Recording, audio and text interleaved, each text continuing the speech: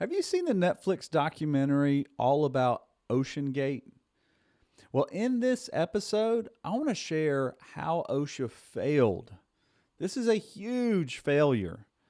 And we're going to unpack the Netflix documentary titled Titan, the OceanGate Disaster. And I want to walk you through 3 ways that OSHA failed to keep these people safe. Let's jump in.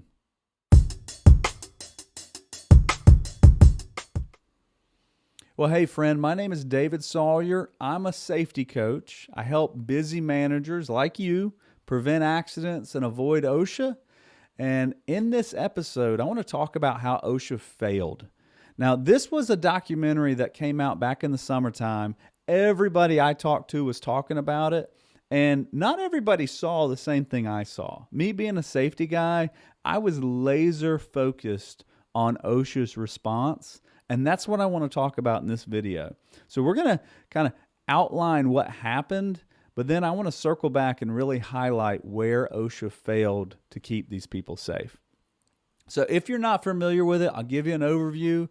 OceanGate was a company where their goal was to take clients or customers down to the Titanic using a submersible. The submersible was different from so many other subs because it was made out of composite material like carbon fiber and fiberglass. It was not made out of metal, so it was a different type of sub, and it was really untested.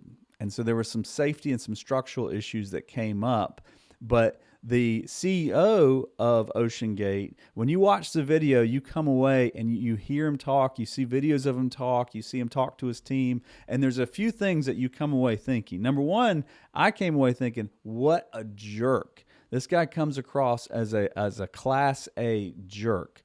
He also comes across extremely ambitious and a charismatic figure that's able to really capture the minds of people and pull them into his idea and what he wants to happen. And he's able to rally a team around him using intimidation and bully tactics and his education, because he's extremely smart and well-versed, and he didn't mind yelling at people to get his way. I mean, he was really a character. And very intimidating, very intimidating. So he's one of the main characters throughout the whole documentary. But there's a part where you realize several employees realize that this sub has issues. There's safety concerns that are being raised. And in 2018, not long after being hired, the director of Marine Operations, really smart guy. His name was David Lockridge. And David raised safety concerns and actually put together a report, submitted a report all about quality control, and had a big meeting with leadership to say, look, we've discovered there are some major safety issues with this submarine. Now, that did not go over well with the CEO. The CEO realized, hey, this is a problem. Nope, don't want it. We're going to keep pushing through. We are not stopping. This is going to slow us down, and we're not going to let it slow us down. So Richard Stockton Rush is often what he's called. He was the CEO, and he's the one that said, nope, we're not stopping. We're pushing through. David said, hey, we got major safety issues here. We need to stop it. And this all happened in January. Now, right after that, in 3 days after the meeting, David is fired. So he raises big safety concerns. He's fired. A couple days after that, he files a complaint with the Occupational Safety and Health Administration, otherwise known as OSHA.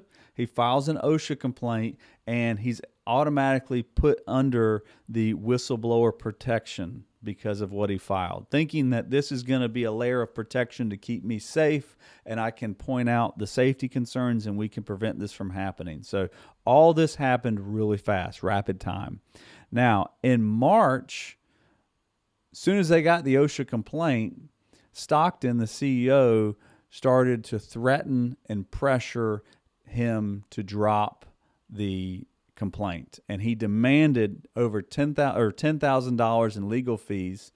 And he was bullying, he was pressing, he was pushing, and he knew, hey, this had to come from David, and he wants to get it fixed, and so he is pushing to get this thing dropped.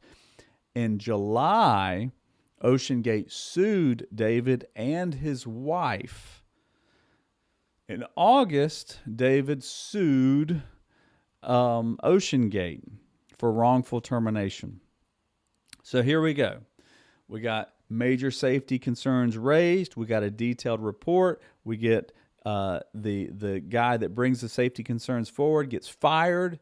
He then gets pressured to drop, or he files a complaint with OSHA, gets pressured to drop the complaint with OSHA. Then he gets sued. Then he countersues, and they're tied up in court.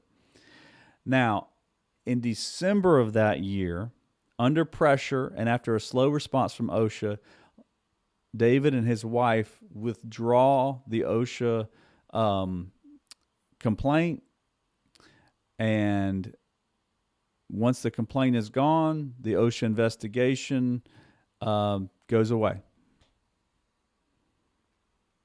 So OSHA failed big time, because this happened at the very end of 2018, and then in 2023, 5 years later, 5 people are killed in the implosion.